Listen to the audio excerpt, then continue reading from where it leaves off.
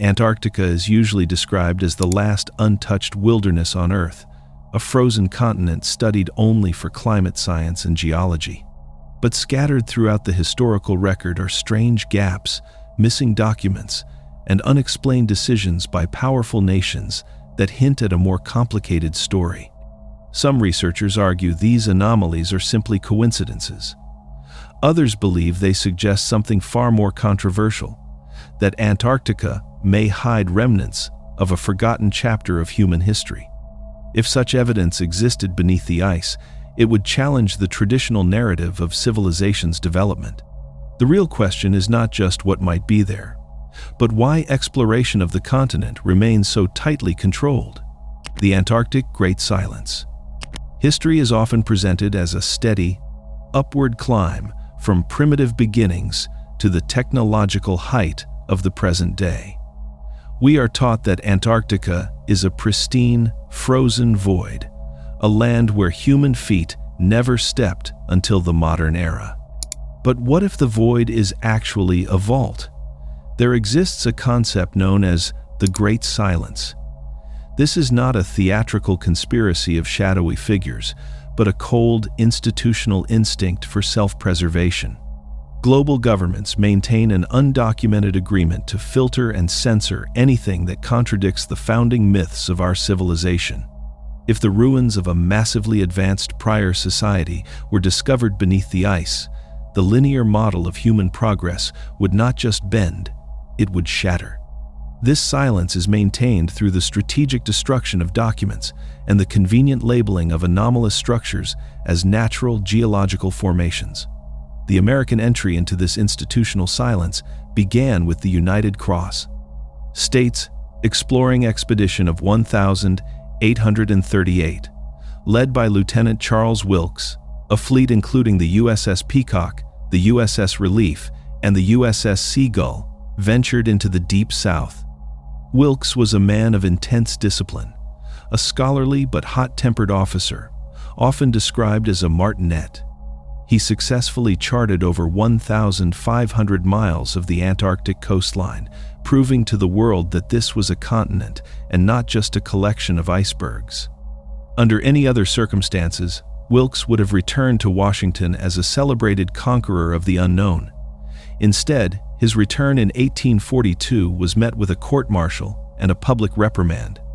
While the official charges focused on his brutal use of floggings and his unauthorized assumption of rank, the records suggest a much deeper conflict. The primary tension was not about discipline, but about the nature of reality itself. Wilkes was not just exploring the coast, he was curating it.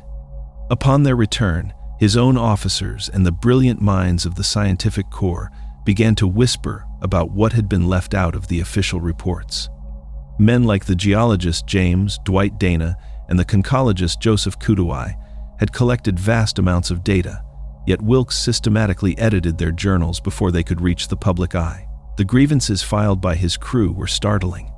They did not accuse him of exaggerating his findings, but of omitting descriptions of exposed geological formations that appeared unnatural formations that looked more like precision-cut masonry than frozen rock.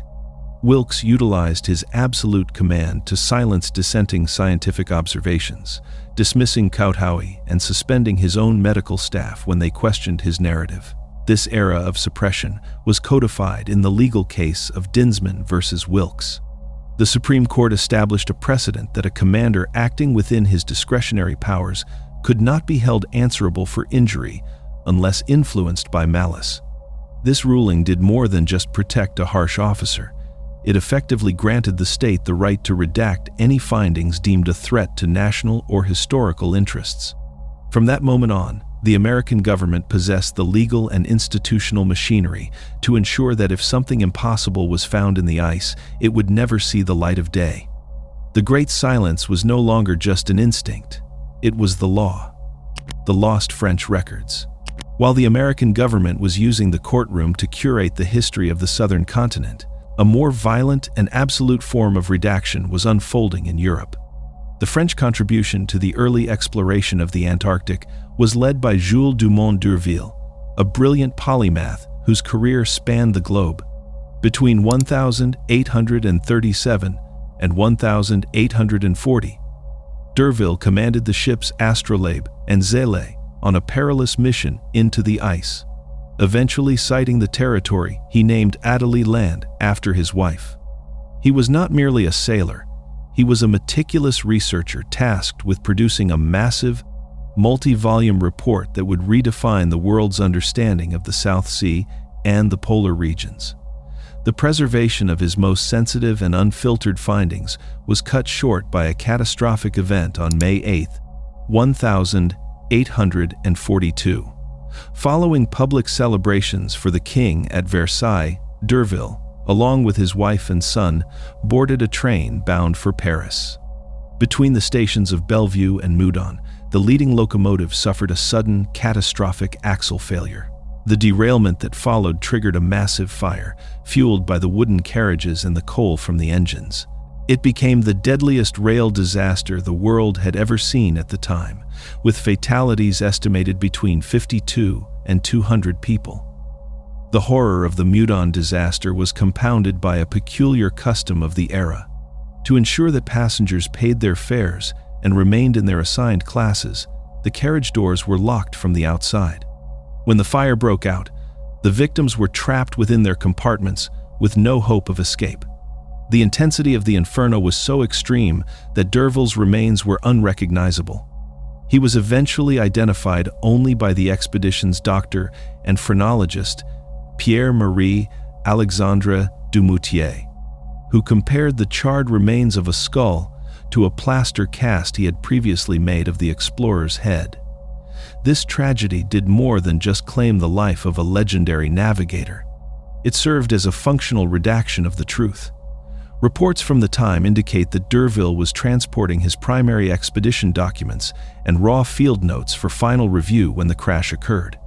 While his official, published volumes remain available to us today, they are the sanitized versions of his journey. The unfiltered field notes, which were said to contain more explicit and startling descriptions of the Antarctic interior and anomalous geological structures, were purged from history in the flames of Meudon. The loss of these documents creates a permanent gap in the historical record.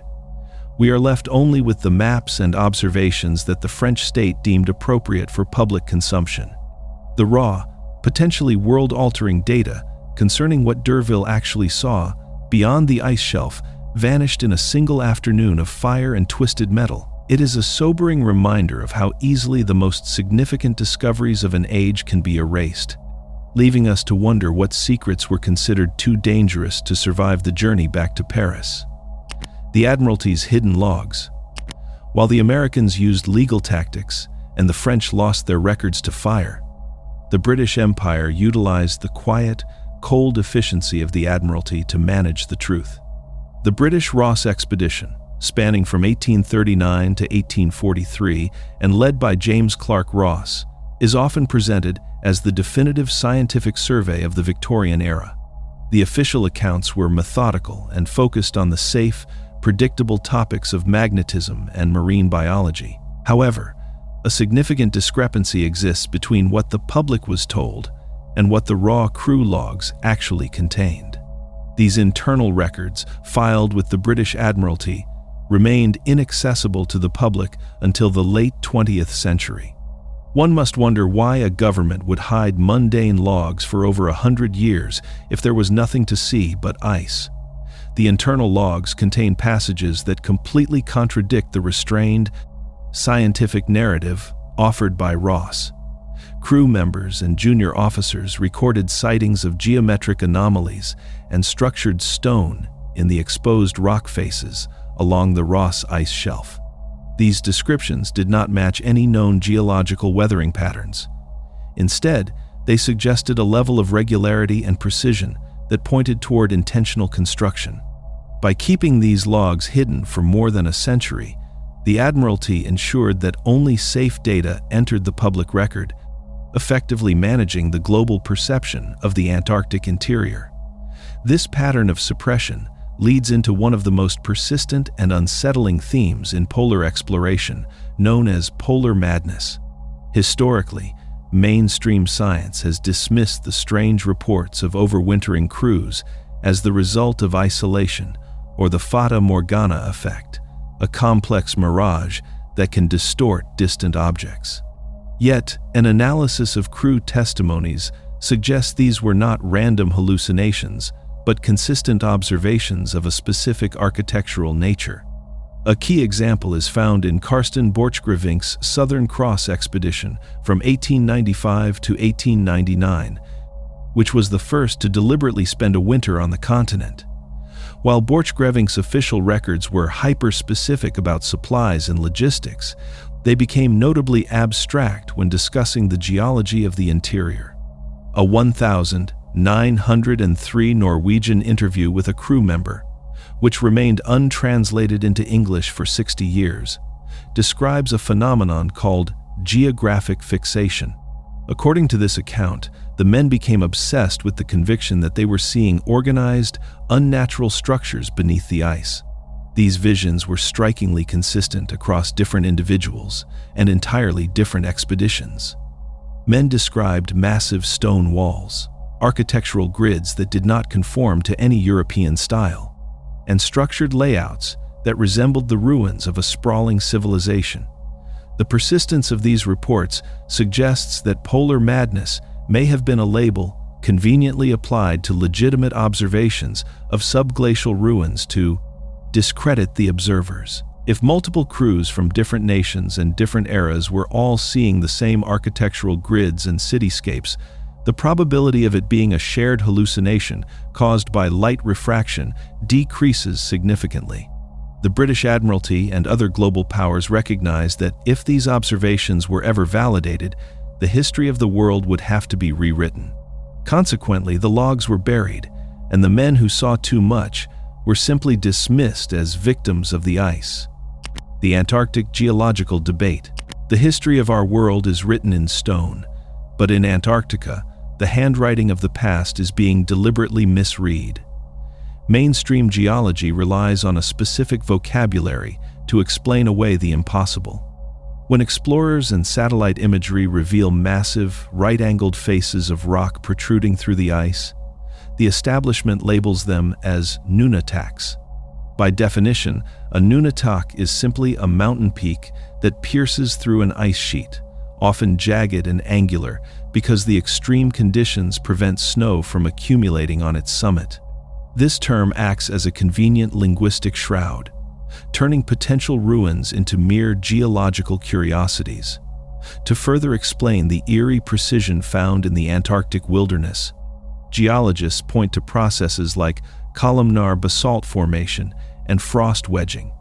They argue that as lava cools, it naturally contracts into hexagonal or rectangular pillars, creating an illusion of masonry. They claim that the freezing and expanding of water within rock crevices, known as frost wedging, can shear off perfect slabs of stone that look like precision-cut blocks. While these are documented natural phenomena, they fail to account for the sheer scale and organization found across the frozen continent. Think about that for a second. We are asked to believe that these right-angled peaks, structured stone blocks, and pyramidal summits are the result of random volcanic cooling and erosion.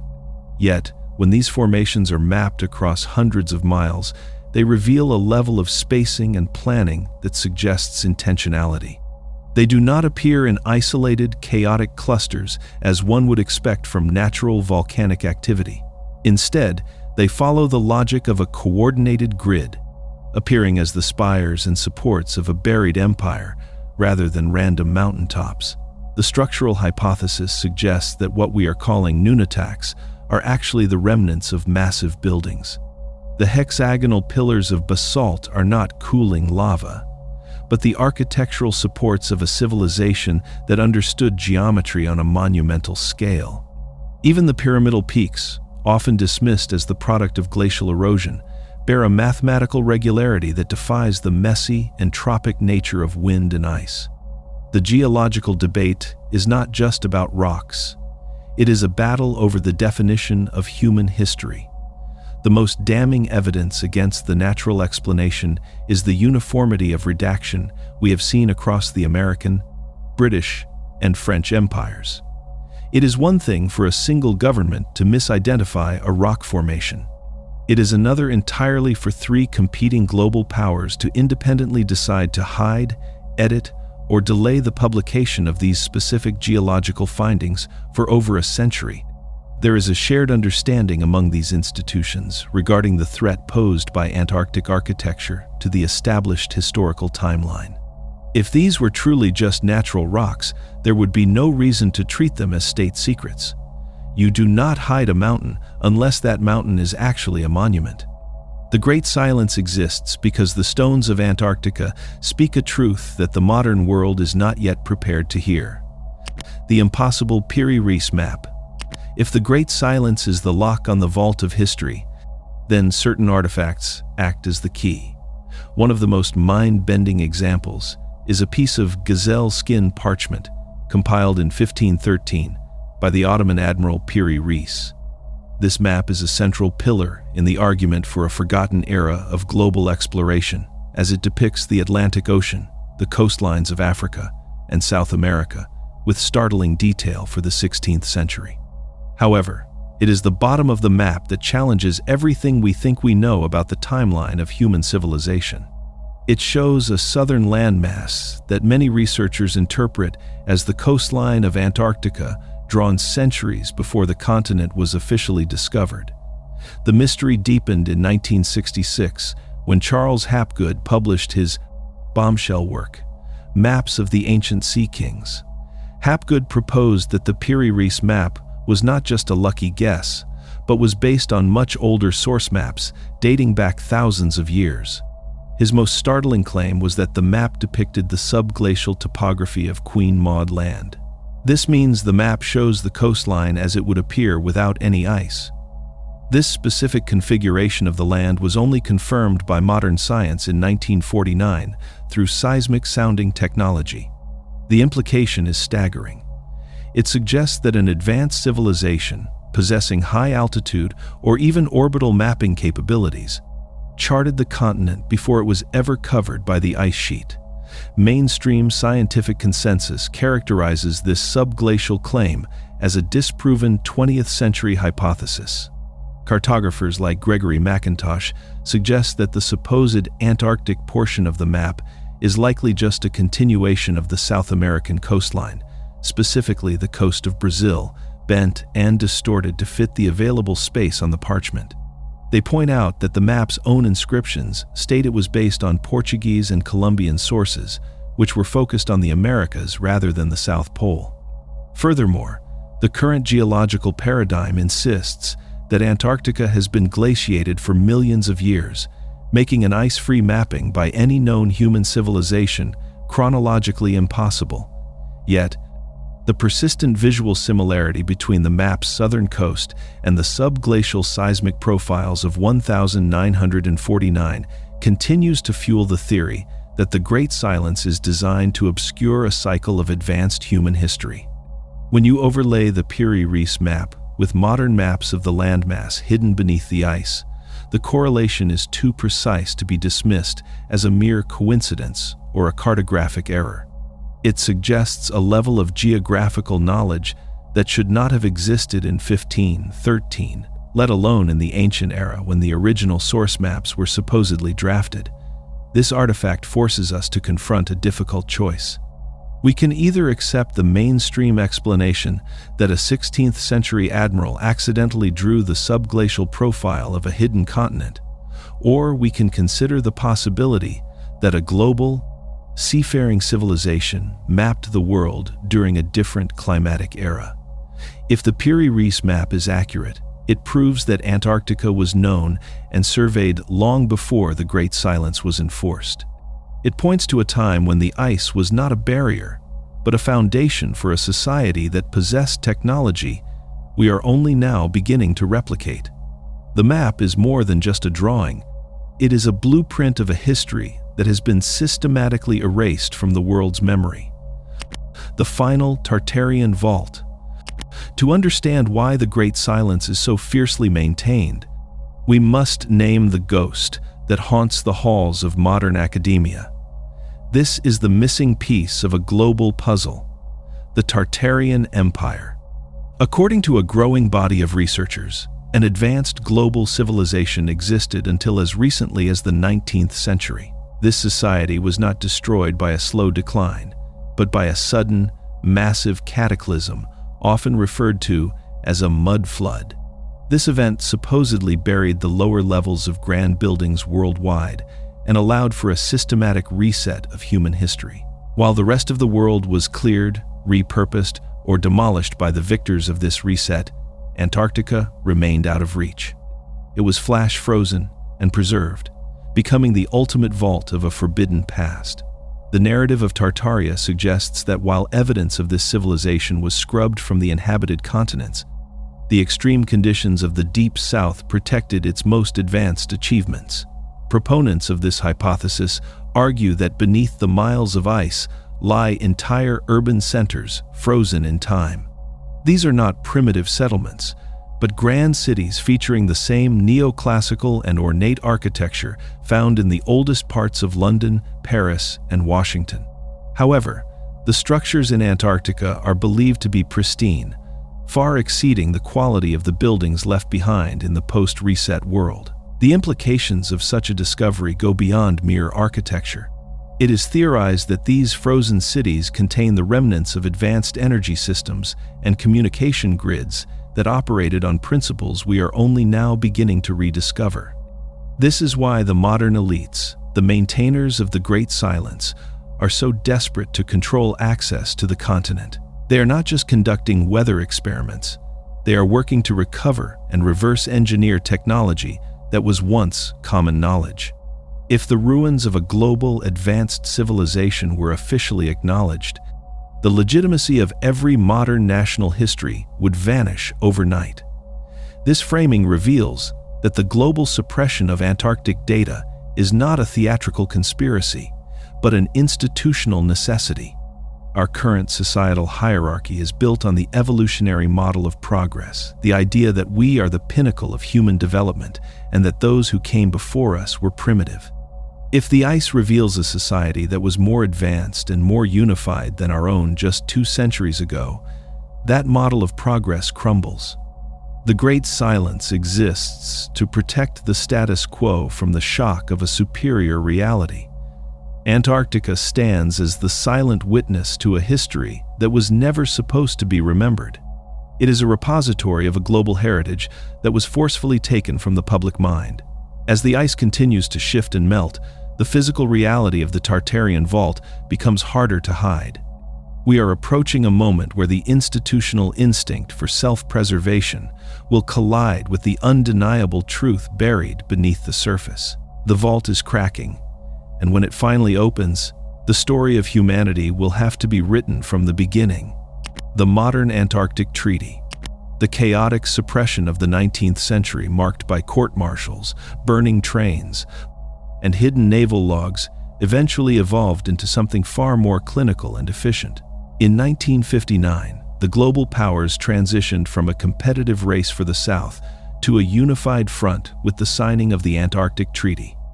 While this document is publicly celebrated as a triumph for peaceful scientific cooperation, its regulatory framework acts as a sophisticated lockdown.